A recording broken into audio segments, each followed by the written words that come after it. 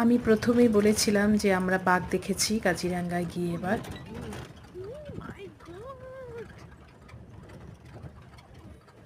স্বাভাবিকভাবেই আমাদের খুব এক্সাইটমেন্ট বেড়ে গেছিলো, কারণ ভাবতে পারিনি যে ঢুকেই বাঘ দেখতে পাবো। আর আমাদের সেই ড্রাইভার ভাই বলছিল আপনারা খুব লাকি যে আপনারা বাঘ দেখতে পাচ্ছেন। তো আমার ক্যামেরায় সেরকম ধরা পড়েনি, কিন্তু আমরা বাইনাকুলার দিয়ে দেখেছি। বেশ বাঘ শিকার মুখে নিয়ে চলছে। দেখে আর বেশিক্ষণ দাঁড়ালাম না, কারণ আমাদের আরও বললো ওদিকে হয়তো আরও দেখা যেতে পারে। তো আমরা রওনা হয়ে গেছি। এখানে একটা আমাদেরকে অজগর দেখাচ্ছিল, অজগর একটা গর্তে ঢুকে বসে আছে, সেটাই দেখছিলাম আমরা সেই গর্তর ভিতরে।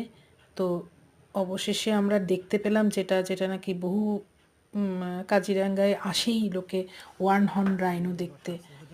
তো সেই ওয়ান হর্ন রাইনো আমাদের চোখে পড়েছে। এরপর আমরা অনেক রাইনো দেখেছি, আরও 3-4টা দেখেছি, কিন্তু এটা খুব সামনে থেকে দেখেছি। তো যার জন্য আমি ক্যামেরায় একটু বন্দি করতে পেরেছি, আপনাদেরকে হয়তো দেখাতে পারছি যে এই ওয়ান হর্ন রাইনো সারা দিন ধরে নাকি ওরা খায়, জানেন তো। আর খেলে নাকি ওদের সারাদিন মুখ বন্ধ হয় না, খেতেই থাকে ওদের। এইরকমই ওদের স্বভাব, যেটা আমাদেরকে বলল। আরেকটা জিনিস ভালো লাগছিল, রাস্তা দিয়ে যখন যাচ্ছি তখন কত জন্তু জানোয়ার সামনে দিয়ে ছুটে ছুটে বেড়াচ্ছে। যেমন একদম খোলা রাস্তায়, যেটা আমরা দেখতে তো পাবো না, এই জঙ্গলে ওদের বিচরণ, এটাই ওদের জায়গা, ওরাই ওদের স্বভাব মতো ওরা ছুটে বেড়াচ্ছে। সেই আনন্দটুকু আমরাও উপভোগ করলাম। তো সমস্তটাই ঘুরে আমরা দেখেছি। 2 ঘন্টা পুরো সাফারিটা আমাদের পুরো 2 ঘন্টা ছিল। 2 ঘন্টার সাফারি 7:30টার থেকে আমরা শুরু করেছি। মাঝখানে একটু গ্যাপ ছিল, কিন্তু মোটামুটি আমরা 2 ঘন্টার মধ্যে বেরিয়ে গেছি।